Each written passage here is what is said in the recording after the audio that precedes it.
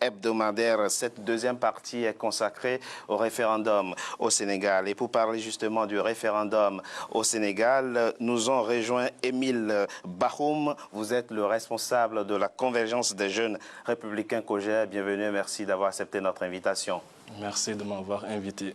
Sidi Fall, vous êtes coordonnateur du Front patriotique pour la défense de la République, FPDR. Merci d'avoir accepté notre invitation. Merci Richard. Et Mohamed Ly est resté en notre compagnie. Je rappelle que vous êtes le président du think tank IPOD, un think tank panafricain. Merci d'être resté dans Politicien. Merci.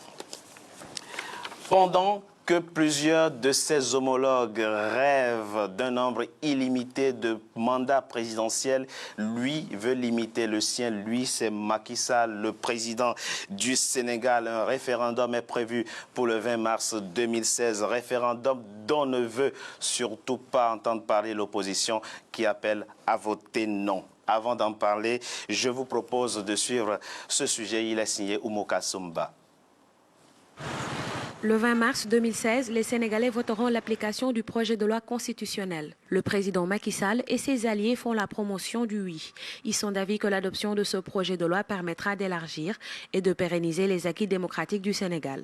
Le texte référendaire consolidera également l'état de droit et renforcera les institutions. Il s'agit de moderniser et de stabiliser nos institutions, de consolider notre démocratie et la forme républicaine de l'État, de renforcer l'état de droit et d'améliorer la gouvernance des affaires publiques. J'ai tenu à réaffirmer mon engagement pour la restauration du quinquennat de manière irréversible. Le quinquennat est plus conforme aux standards internationaux en matière électorale pour une démocratie qui se veut majeure et moderne comme la nôtre. Les membres de l'opposition regroupés autour du Front du Non contestent déjà le texte référendaire. Ils écartent toute idée de boycott et demandent à leurs militants et sympathisants de voter massivement non. La plateforme de l'opposition sénégalaise estime que ce projet de loi présente des insuffisances. Il a envisagé de tenir un référendum pour réduire son mandat. Et au finish, on s'est rendu compte qu'il s'est dédié et qu'il a reculé par rapport à cet engagement qui lui valait quand même d'être montré en exemple à travers l'Afrique, mais également à travers le monde. L'autre élément, c'est que depuis 4 ans, il n'a organisé aucune concertation, aucun dialogue avec l'opposition, encore moins la société civile. Parmi les points du texte référendaire également, il y a plusieurs points qui laissent apparaître des zones d'ombre et pour lesquels on n'a pas véritablement les bonnes informations. Depuis l'annonce du référendum constitutionnel, la polémique s'est installée dans l'échiquier politique sénégalais. La durée du mandat présidentiel est la pomme de discorde. Quels sont les tenants et les aboutissants du référendum du 20 mars prochain?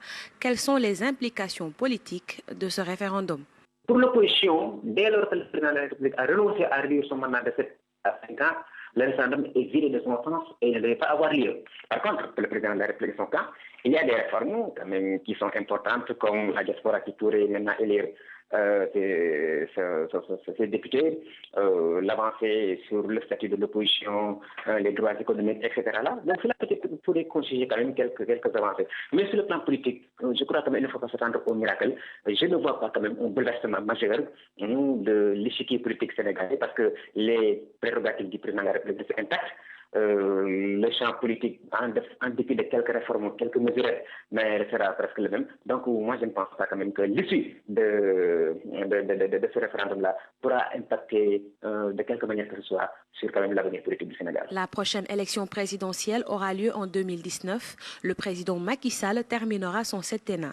Concernant l'instauration du quinquennat, les Sénégalais seront édifiés sur la question au lendemain du 20 mars.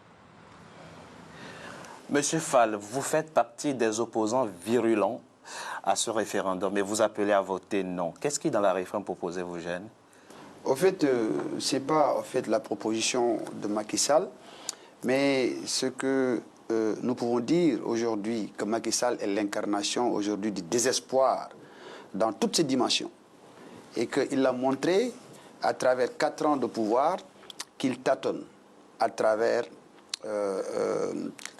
les grands secteurs de l'économie du pays. Aujourd'hui... Donc votre problème, ce n'est pas le référendum en soi, c'est le bilan de Macky Sall qui... Mais tout à fait. Un référendum ne peut pas se faire sans dialogue, sans concertation. Vous pensez qu'il y a manque de concertation, qu'il y a un déficit de concertation politique au Sénégal? Tout à fait, c'est clair.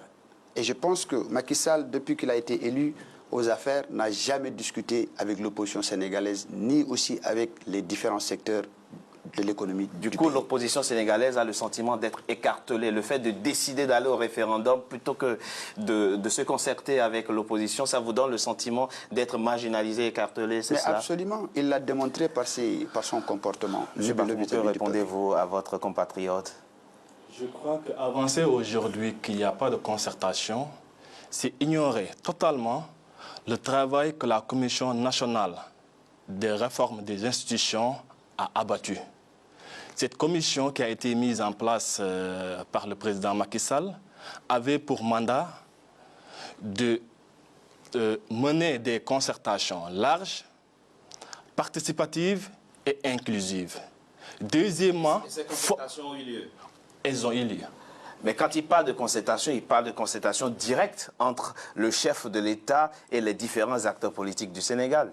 Oui, ça c'est une concertation, mais il ne faut pas négliger également les concertations qui ont été menées. Voilà, il ne faut pas les négliger, ce sont des formes de consultation et de concertation qui ont eu lieu et la classe politique... Monsieur Fall, pour revenir au référendum, est-ce qu'il y a des points précis parmi ceux proposés par le président Macky Sall à réformer qui vous causent problème? Au fait, ce qu'il faudrait savoir, M. Richard, l'objet déjà de ce référendum, c'était la réduction du mandat présidentiel. Et que Macky Sall lui-même l'a clamé haut et fort pendant... En 2012, pendant la campagne électorale. La campagne électorale. Oui. Et même d'ailleurs, sur le plan national et sur le plan aussi international. Oui, oui. Et que nous avions constaté aujourd'hui qu'à travers l'Afrique, du Bénin au Togo, de la Côte d'Ivoire au Burkina, que Macky Sall a atteinté à la valeur sacrée qui est le respect de la parole donnée. Et que nous constatons aujourd'hui que le monde regardait le Sénégal comme un pays modèle phare et que Macky Sall, à travers aujourd'hui sa façon de se dédier, a humilié le Sénégal et a humilié l'Afrique. Vous pensez que le président Macky Sall humilie le Sénégal et humilie l'Afrique? Absolument. En respectant l'avis ou du moins la décision du Conseil constitutionnel sénégalais? Ce n'est pas la décision du Conseil constitutionnel. D'ailleurs, ce qui est extrêmement grave et scandaleux dans cette affaire, le Conseil constitutionnel a toujours rendu un avis public. Et pour la première fois dans l'histoire, a été un avis confidentiel. D'accord. Qu'est-ce qu'il faut en faire? Lui, il veut respecter, il est légaliste, il veut respecter le Conseil constitutionnel de son pays et il dit, puisque le Conseil constitutionnel ne m'autorise pas à réduire mon mandat en cours, eh bien, je fais les 7 ans comme initialement prévu, quitte à changer après et je donne la parole au peuple sénégalais. Michel Richard, ce qu'il faudrait savoir, Macky Sall est loin d'être un légaliste. D'accord. Pour une simple raison. Parce que depuis qu'il a été au pouvoir, aucune manifestation n'a été autorisée dans le pays, alors que c'est inscrit dans la Constitution, l'article 8. L'article 8 de la Constitution sénégalaise. Vous êtes sénégalais, vous aussi. Vous pensez qu'au Sénégal, les libertés publiques sont aujourd'hui très restreintes? Absolument pas. C'est vraiment pas normal de dire ça. C'est un pays qui a eu un avancement. Dans notre génération, Sidi Fall et moi, nous nous sommes battus à côté d'un ancien opposant qui s'appelle Abdoulaye Wade pour faire évoluer les choses et c'est une société démocratique. La situation des libertés publiques s'est nettement améliorée aujourd'hui au Sénégal. Ça s'est amélioré, même s'il y a des rapports, amnésie, des choses, les gens qui font... Mais que pensez-vous de l'opposition entre le président Macky Sall et ces détracteurs, ceux qui appellent à voter non? Vous l'avez mis sous la lumière, au fait. Vous êtes revenu 2 fois en charge avec, à mon ami Sidi Fall pour dire lequel des points n'est pas consolidant. On peut le dire de façon scientifique. Tous les points de la réforme institutionnelle et constitutionnelle qui a été proposée par le président Macky Sall sont consolidants, font de notre constitution, donc une constitution qui part de celle de 2001 vers la constitution qu'il nous propose. Et tous les points sur le Conseil constitutionnel qui va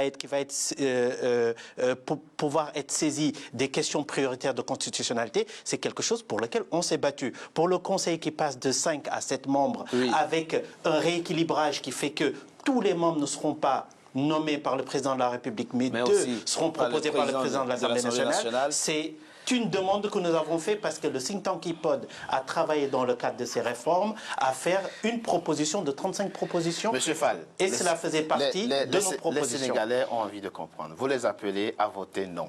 Oui. La mobilisation se poursuit, on l'a vu. Et au fond, dites-leur, pourquoi, si on vous demande là aujourd'hui de convaincre les Sénégalais des raisons pour lesquelles vous les appelez à voter non, vous leur diriez quoi? Vous savez, ce qu'il faudrait comprendre, oui.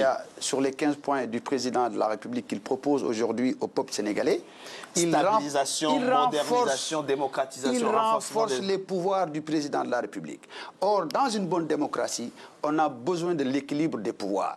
On a besoin de diminuer les pouvoirs du président de la République. Or, nous constatons aujourd'hui que le président de la République a trop de pouvoirs. Il est le président de la République, gardien de la Constitution, chef suprême des armées, président de l'APR. Il nomme aux postes civils et militaires. Finalement, il devient en quelque sorte, excusez-moi du terme, un dictateur hors pair de classe exceptionnelle. Et qu'est-ce que vous proposeriez? Vous auriez aimé que le Sénégal adopte le régime parlementaire? Le Sénégal a toujours adopté un régime parlementaire. Le régime présidentiel? Mais vous savez, je pense qu'aujourd'hui, nous avons d'ailleurs une Assemblée nationale qui a été élue à hauteur de moins de 30%. Oui. Or, dans une bonne démocratie, pour qu'il y ait une bonne démocratie, il faut que le taux puisse atteindre un seuil au moins de 50%. Nous constatons aujourd'hui que c'est une Assemblée nationale, excusez-moi encore du terme, illégitime et illégale. Monsieur Bakhoum, on a envie de savoir aussi pourquoi le président Macky Sall était obligé de demander l'avis du Conseil constitutionnel. Avant de faire sa promesse en 2012, il était censé savoir si ce qu'il promettait passerait ou pas. Oui, en effet. Mais je crois que la démarche du président Macky Sall, elle est à saluer. En ce sens qu'aujourd'hui, comme dans tous les pays... On a l'impression, en tout cas pour de nombreux Sénégalais, en tout cas pour certains Sénégalais, ils ont l'impression qu'il a instrumentalisé le Conseil constitutionnel. Loin de là. Loin de là. Il n'a fait que demander, adopter une démarche républicaine. Mais il aurait dû demander avant de promettre qu'il réduirait son mandat. Mais non. Parce que ce qui s'est passé, le président, ce qu'il était important ici, c'est d'aller jusqu'au bout de sa logique et de sa volonté. Ce qui a été fait.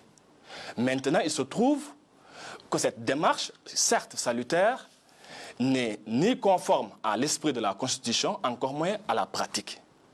Et pour quelqu'un qui compte renforcer nos institutions, je crois qu'il est heureux de respecter scrupuleusement les dispositions de la Constitution. Et c'est pour ça que vous appelez à voter oui au référendum du 20 mars. Monsieur Ly, ce sera votre dernier mot pour... Il y a des choses qui ont été dites et qui quand même méritent qu'on s'y attarde. Et il y a M. Sidi Fall qui a parlé quand même de l'association de l'opposition dans un référendum de ce type. Je pense que c'est très important. Nous, en tant que think tank sénégalais, nous l'avons fait. De concertation au Sénégal, c'est quelque chose que vous comprenez aujourd'hui?